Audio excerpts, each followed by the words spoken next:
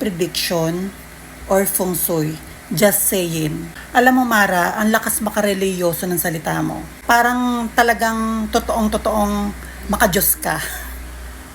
Una sa lahat, huwag mong kukwestiyonin ang pananampalataya ng ibang tao. Lalo na kung hindi mo sila kilala. Huwag na huwag mong gagawin yan. We believed in God. I believe in God. Kaya ikaw Mara, after believing God, ang dapat mong isunod ay ang pag-aaral ng GMRC. Kasi sa simpleng GMRC, mapag-aaralan mo kung paano magrespeto sa ibang tao. Kung paano ibigay ang tamang paggalang sa naniniwala ka man o hindi. Kitang-kita na hindi ka nag-aral, Miss Mara.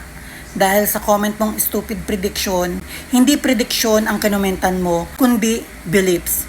Aral-aral muna, Miss Mara, okay? Mas magandang meron tayong pinag-aralan at the same time naniniwala tayo sa taas. Tigil-tigilan mo yung kakakay-drama mo, ha? Just saying lang din. Just saying.